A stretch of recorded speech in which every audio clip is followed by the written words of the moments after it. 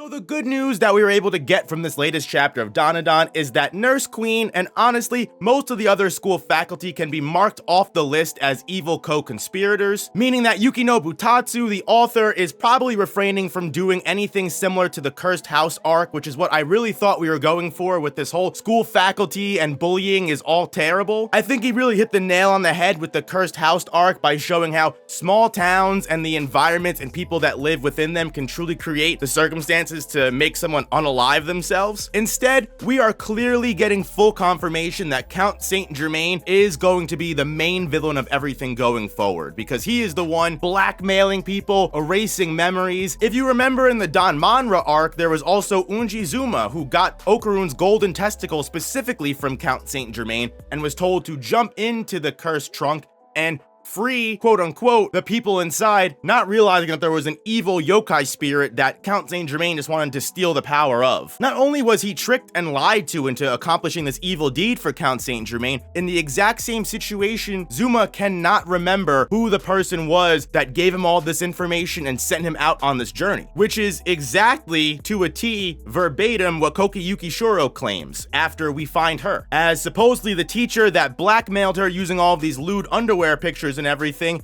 even though meeting up with them for the last 2 days straight. Koki just cannot remember who this is, what they were, if they were even a faculty member, and what their role was in her life. But not for nothing, we know. You can't hide it from us. Thankfully, Nurse Queen isn't actually a villain, which is the one greatest thing we can take out of this chapter, because contrary to what I believed, this whole Count Saint Germain shenanigan has just left me being unable to trust anyone. Nurse Queen is just as good-natured as she came off in chapter 5, albeit a little bit quirky, a little bit violent, but at the end of the day, she's just a nurse that wants the best for her students. She has absolutely no tolerance for bullying, and the amount of support that she gives to the people that come to her is unheard of. She's even willing to go to spiritual exorcisms, supernatural rituals, whatever it may be. If a student comes to her for help and in trouble, she takes that student's credibility seriously, no matter how zany the situation might be. After all of this different exposure to the spiritual and supernatural, Nurse Queen ended up eventually gaining the ability to not only see spirits, but actually enter empty space itself as a spiritual medium, which is how she was able to enter empty space and try to protect Koki Yukishiro from these bullies that are attacking her. Koki Yukishiro has clearly learned a thing or two from Count Saint Germain, despite not remembering who he is, because she very much takes advantage of this situation and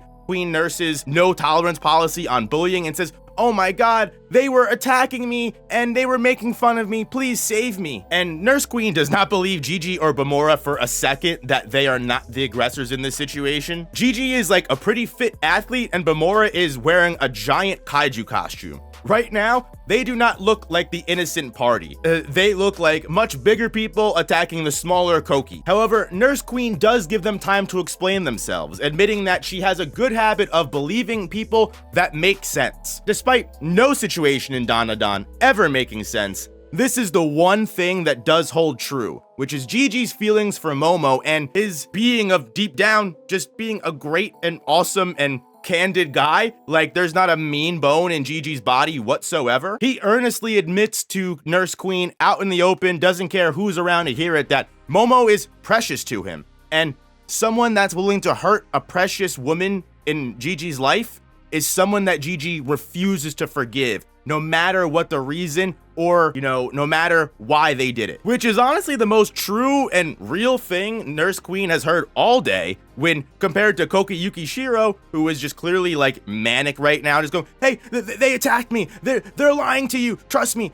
Oh my god, trust me." And now you're not making sense. And as that faculty member that constantly prides herself on taking her students seriously and always being willing to hear them out and what they have to say, because again, every student has a unique situation, especially as a school nurse. She is not able to be fooled by bullshit. She instantly calls Koki out, because not only is Koki clearly lying about knowing these people, which she slipped up on when she was spilling out words and shit at the mouth, and what doesn't add up even more is that Koki claims that she's outnumbered, but she's got all these thousands of pygmies clearly backing her up in support. So how are you able to get bullied alone if you've got millions of friends to help you out? If anything, it looks like you might be the aggressor, which means that despite Ira and Okarun not being able to see the pygmies, Queen Nurse is, making it very obvious that being paired with this giant army of little fairy spirits, yeah, that outnumbered claim Koki made was an absolute lie. And in one sincere moment of humanity, instead of immediately turning on and beating the crap out of Koki, Nurse Queen says, hey, you know what? It's okay. Explain to me why you're in pain.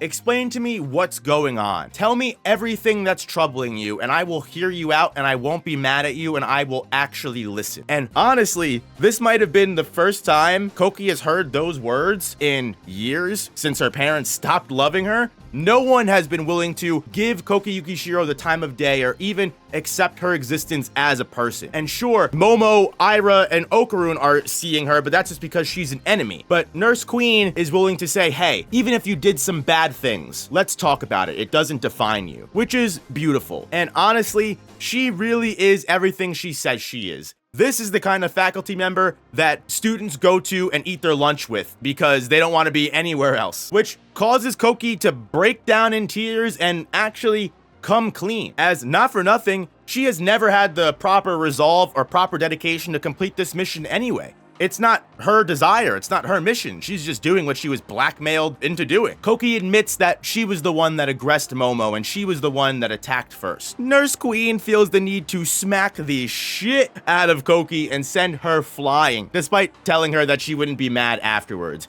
It's not out of anger, it's out of you being stupid. How could you fall for this? And also she says that she just hates people that pretend to be weak. So it's more like, don't you dare ever lie to me again. I love you, but don't dare ever lie to me. Which, after taking that massive slap and getting crushed by a giant desk with a stove in it, I'd have to say that if Koki Yukishiro didn't have a concussion or brain damage at this point, I don't know what else would give it to her. With all the tension defused, Koki Yukishiro is tamed, no longer hostile, and is inside the nurse's office with the rest of the protagonist cast. And now we're gonna get to the bottom of all of these shenanigans. Koki lets everything spill. The blackmail, the mystery teacher who's been pulling the strings in the background and basically blackmailing her over her lewd pictures. And most importantly, how the goal wasn't to kill Momo, Ira, or any of these people, but it was to actually steal their powers with this mail opener dagger. And although the mystery isn't just clearly spelled out for them at this point, not only have they never seen the mail opener dagger, they have no real suspicions as to Count Saint Germain yet. They have all these different pieces of clues, but nothing that points in a solid direction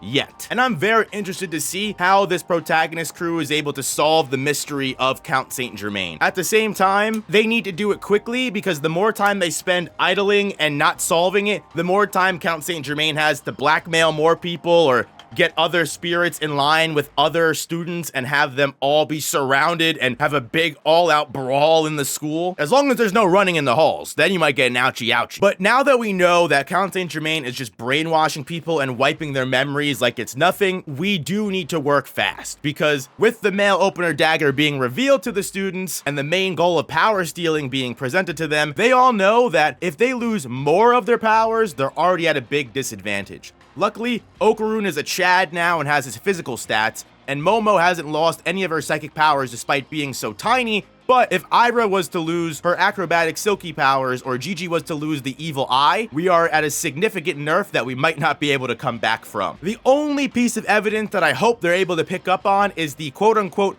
I yield. We know that Count Saint Germain cannot steal the power from people that don't admit defeat. And sure, while everything else might be in the dark, before all of this happened, Okarun was confronted by Count Saint Germain and was forced to yield. Now, of course, we know Okarun didn't have Turbo Granny's power at the time, which allowed Count Saint Germain to back off because he's not going to get anything out of this. If Okarun didn't realize it then, I'm hoping he realizes it now, that these two things are very similar. Whatever Count Saint Germain is up to, be it stealing every single power that's possible, and then by having every single spiritual power in the world, he can open up this DanDaDan or whatever it is. All I know is that if he's willing to blackmail girls and also put people like Unji Zuma in more trauma than they've already deserved, he's a villain in my book. And I don't know how we're gonna figure this out, but something tells me that this is just the beginning of this little arc that we're in, and within the next chapter or two, there's gonna be more problems rearing their head from our favorite Count Saint Germain. And the last thing that I want to bring up before I leave this video off is Count Saint Germain and Ludris actually have similar logos. Count Saint Germain has a upside down triangle with multiple rings inside of it on his coat jacket. Ludris has it in the middle of his chest. So take that as you will. Is Ludris some kind of secret alternate identity that Count Saint Germain was able to interact with our people with and not get caught? Is Ludris and Count Saint Germain a part of some secret society, secret Illuminati that we have yet to even get into? All I know is whatever connections Count Saint Germain has, they're gonna be big. And I really truly think he might be the big final villain of everything. That being said, please hit that like button and subscribe if you enjoyed this video and you don't want to miss any future DanDaDan chapter reviews. Make sure you check out the main channel if you want to see some DanDaDan written content or just some other stuff you may enjoy. And